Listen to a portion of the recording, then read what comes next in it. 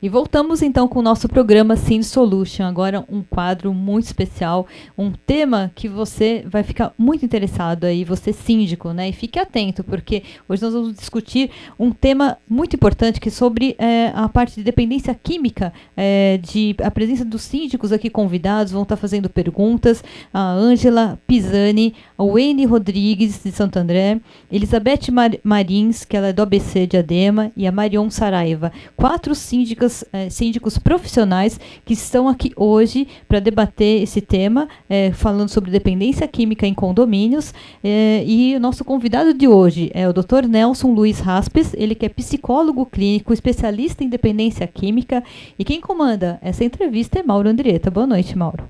Bom, hoje estamos aqui com um assunto importantíssimo, né, que é drogas em condomínios. É um assunto muito delicado para os nossos amigos síndicos que se deparam com essa situação, uma situação no mínimo delicada. Nelson, boa noite, tudo bem? Boa noite, Mauro. É um prazer estar aqui. Estou com vocês, uma honra estar participando do programa. Então, Nelson, que situação, né? Veja só, eu fico imaginando, eu sou síndico de um prédio e me deparo com essa situação, o que é mais comum do que a gente imagina, né? O consumo de drogas dentro do condomínio. Você já trabalha já há tantos anos com isso, escreve inclusive na Direcional. Escrevo, Direcional. A respeito desse assunto. Sim. De tão relevante que é, né? Você tem uma coluna já fixa ali na Direcional. Sim. Falando desse assunto. E aí o síndico chega e se depara com essa situação. Como é que nós ficamos? Eu acho que num primeiro momento a gente procura definir o que é uma dependência química, né? Porque como eu já estou nessa área há muitos anos, muita gente acredita que dependência química é uma doença que um simples tratamento pode se curar com remédio, coisas desse tipo, mas não é uma doença que ela não tem cura. Ela não tem cura e é uma doença que, se a pessoa não fizer um tratamento efetivo, com internação, medicação, tratamento ambulatorial, frequentar salas, ela vai ter N recaídas, N situações em que ela vai ter que ficar internada, casos que eu conheço de pessoas que já ficaram internadas 10, 15 vezes. E é uma porcentagem tem muita mínima, residência, né? Muita residência, é verdade. E chegamos naquela situação que a pessoa, porque assim, adolescente hoje está em contato com as drogas o tempo todo, infelizmente, drogas das mais variadas, as químicas agora são as piores, de baixa qualidade, enfim, sem nenhum critério, e começam a entrar nesse mundo, que é um mundo, primeiramente, eu sempre critiquei muito as campanhas antidrogas, porque elas colocam que aquela coisa vai matá-lo, que aquilo é ruim, que aquilo é péssimo. Aí o garoto está lá, começando a adolescência dele, e ele experimenta e vê que não é tão ruim, que não morreu, e que não é tão péssimo assim, num primeiro momento. Né? Nesse momento, o que fazer? Qual a sua sugestão? No caso de um síndico, como é que ele deve se comportar quando ele descobre que existe ali um consumo? Primeiro vai com a maconha e assim vai. O que ele deve fazer? Ele vai falar com os pais, chama uma reunião? Qual que é a melhor postura que você acha que um síndico deve tomar no caso do nosso teleinternauta? Eu oriento o seguinte, né, que num primeiro momento a gente tem que pensar que o síndico ele está lá também para entender o que está acontecendo. Então, a primeira coisa é ele ser uma pessoa assertiva para saber chegar naquele adolescente e tentar entender o que está acontecendo. Porque ele não pode recriminar no primeiro momento, porque se ele recrimina, ele já está indo contra uma situação que ele está julgando e ele está discriminando. Né? Então, o que eu oriento é que se aproxime e tente conversar com eles o que eles estão consumindo, o que é aquilo, e conversar com eles se eventualmente eles forem continuar usando, mas que não façam isso lá dentro, no primeiro momento.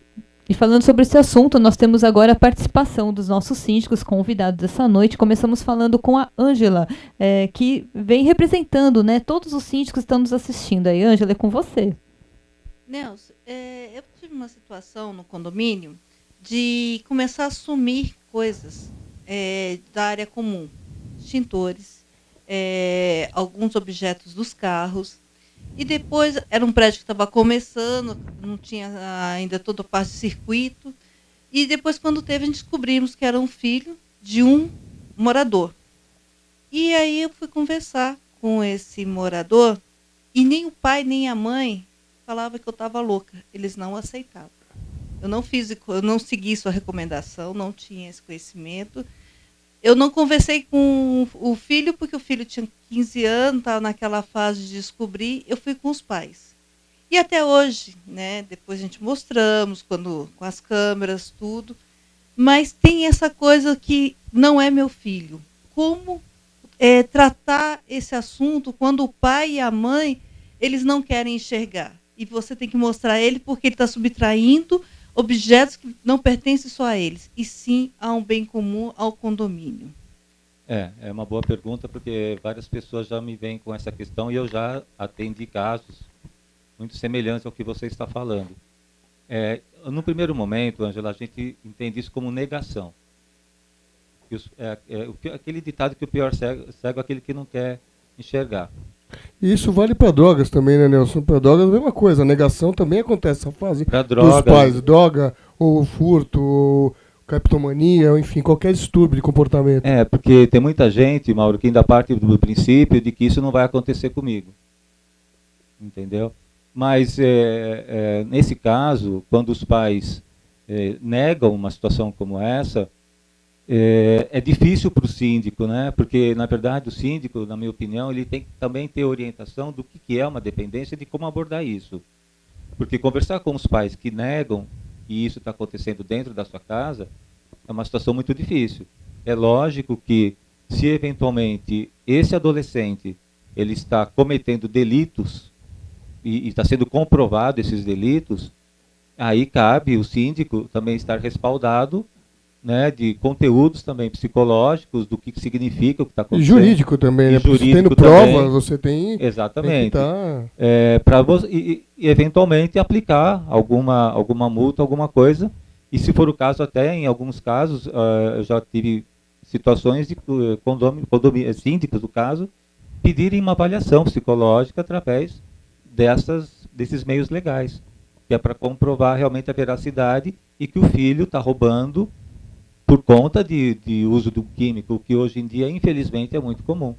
Eu já tive uma situação, só para ilustrar um pouco, eu já tive um paciente de 15 anos que veio até mim, ele foi internado judicialmente, porque ele foi pego em flagrante, roubando uma moto no condomínio, e saiu para poder comprar droga, e a polícia pegou ele, e ele fugiu, chegou até o condomínio, mas a polícia chegou a tempo, e a família teve que interná-lo judicialmente. Você pode perceber que indiretamente a droga estava envolvida, né?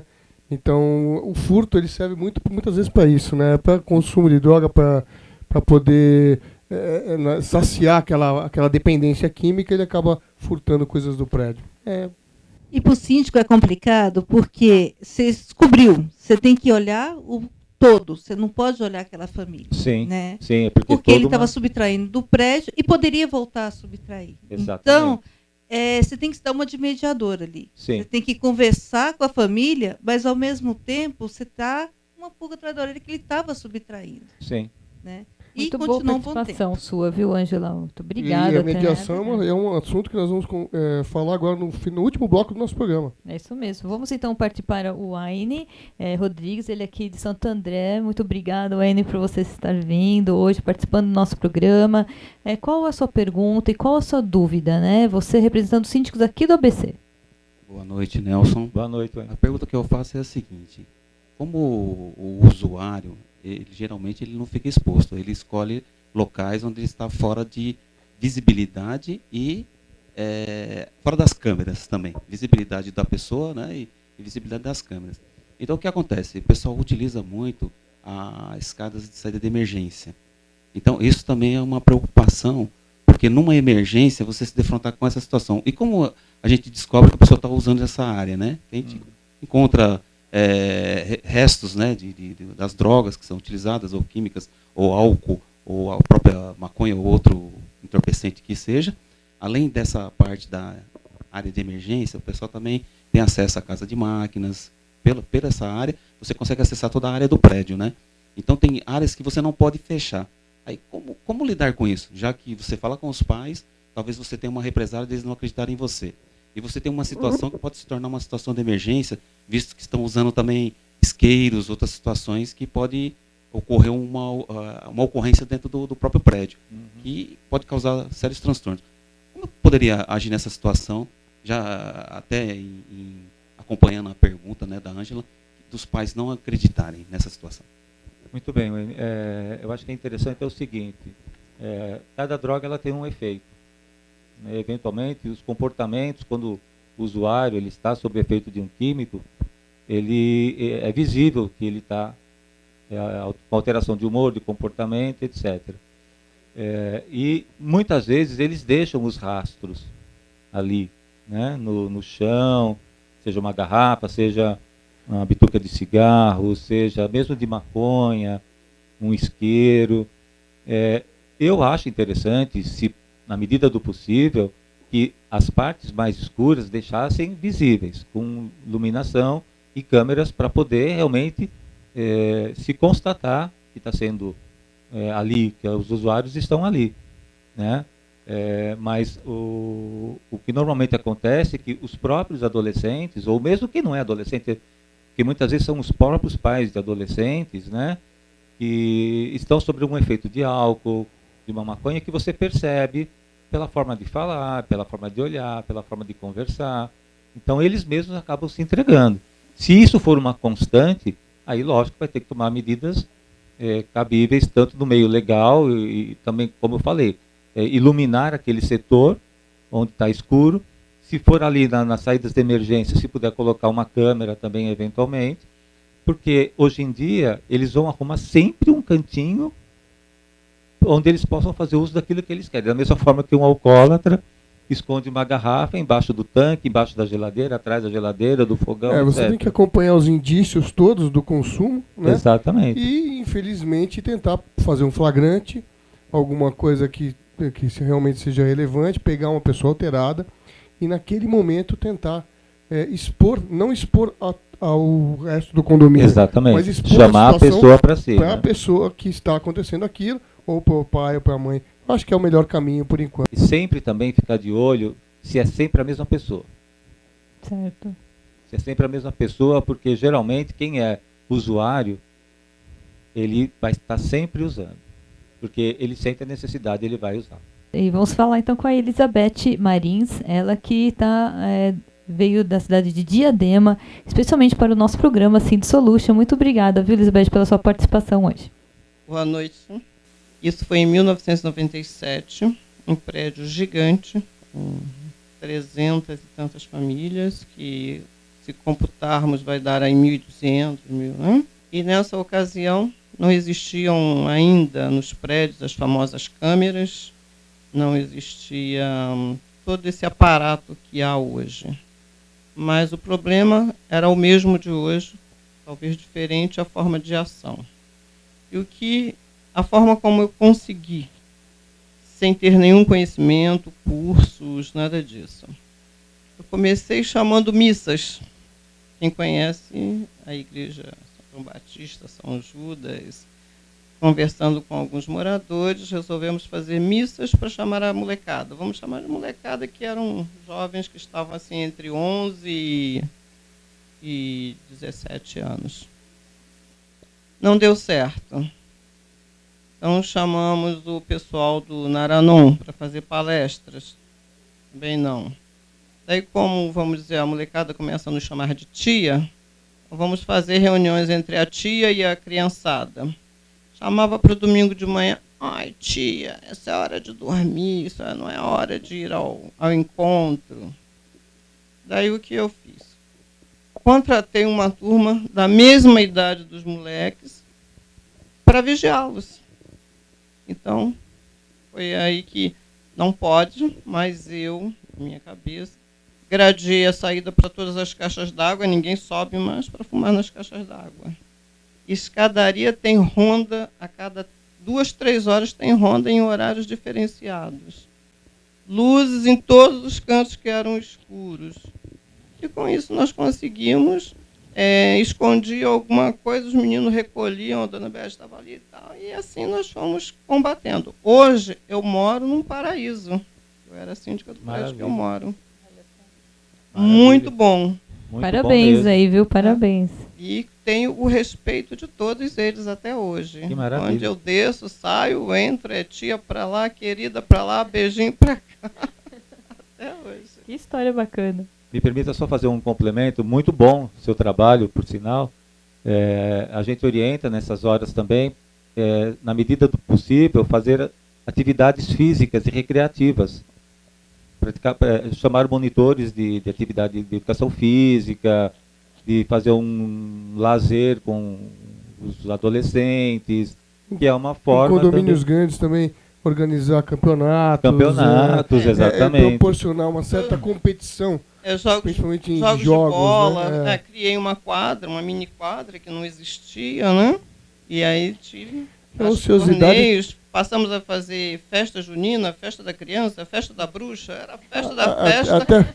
Até porque a ociosidade é um caminho bem curto para o cara ir para um lado não muito bom das drogas. Infelizmente tem muito isso também, ainda mais sobre a influência de outros amigos, Sim. entre aspas, que a gente pode dizer, né? Porque na verdade não é amigo. Amigo é aquele que está do teu lado nas piores. Aliás, né? Nelson, eu escutei uma coisa e eu achei muito pertinente, que o difícil, muito mais difícil do que largar a droga, é largar os amigos da droga, né? O relacionamento que a pessoa faz, o adolescente, o jovem, ou até em idade avançada, o relacionamento que ele tem em função da droga é mais difícil, às vezes, de largar, de se afastar, do que a própria droga. A participação da Marion Saraiva, também fazendo a sua contribuição para o programa de hoje. Qual a sua pergunta para o nosso convidado de hoje? Boa noite. Boa noite. Fala bem pertinho, por favor, do microfone. Olha, eu vou entrar num meio, assim, vamos dizer, já no fim da situação. Porque eu peguei, como síndica num prédio, eu peguei um casalzinho, morava num apartamento, que eles quase destruíram o apartamento. E o problema maior é que eles convidavam os amigos para ir nesse apartamento. Então, nós tivemos problemas seríssimos com isso. Então, já não era uma fase de você falar com o pai, nem com mãe, com nada. Era uma coisa... Eles chegaram a arrebentar com marreta a porta de saída do apartamento. Foi proibida toda a entrada deles e tudo mais, mas não tinha como você controlar. Foi uma coisa que teve que se fazer BO.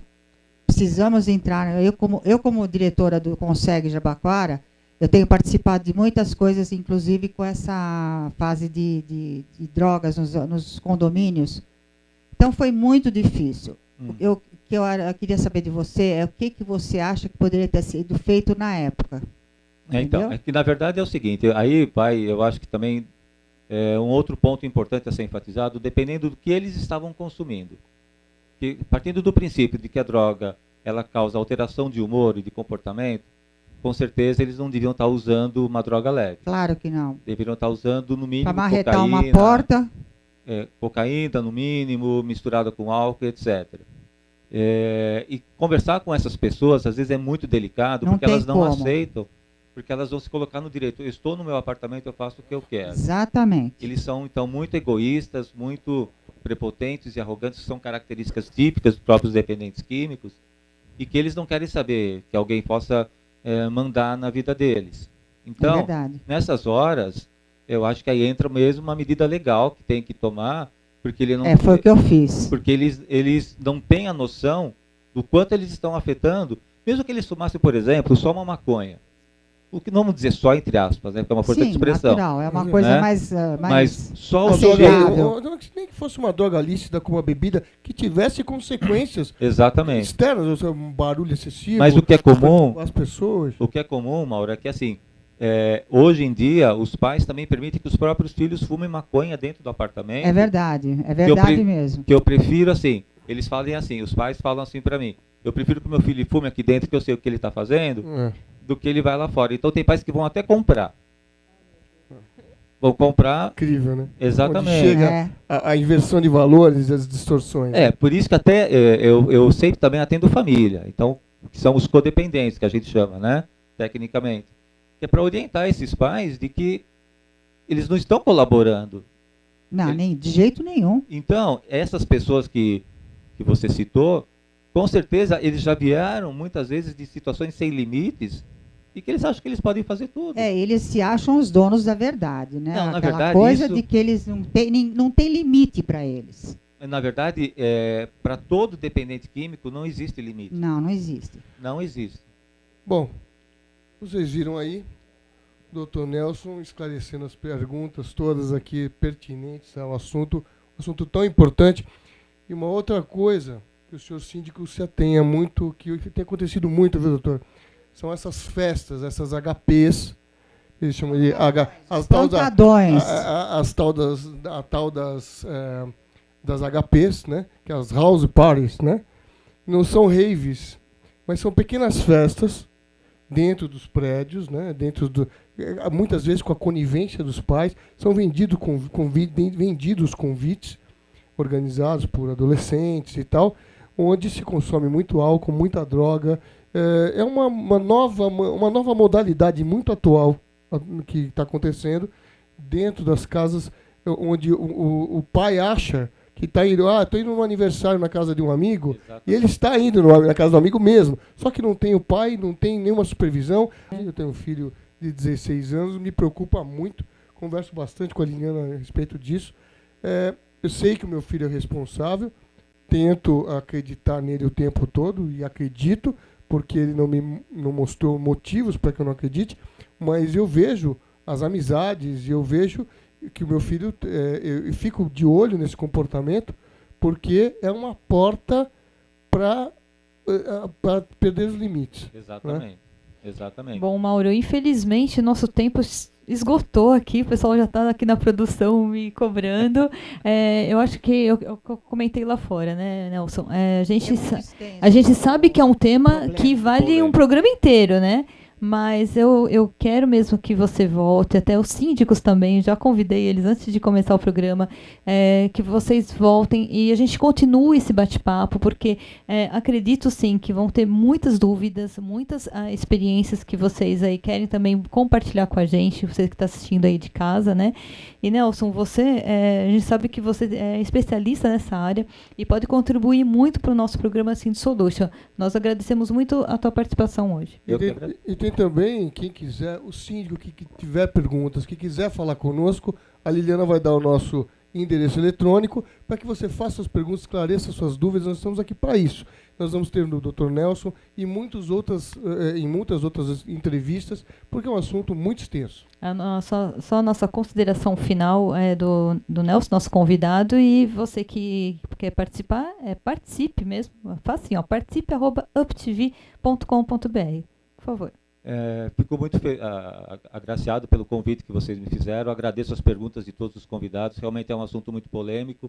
É um assunto que, infelizmente, não tem fim, mas que a gente está aqui para sempre estar colaborando, estar ajudando e tirando todas as dúvidas que vocês tiverem interesse, tanto os síndicos quanto os internautas também.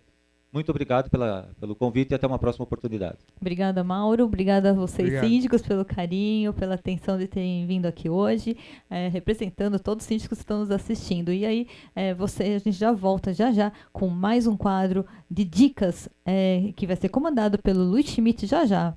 Até mais.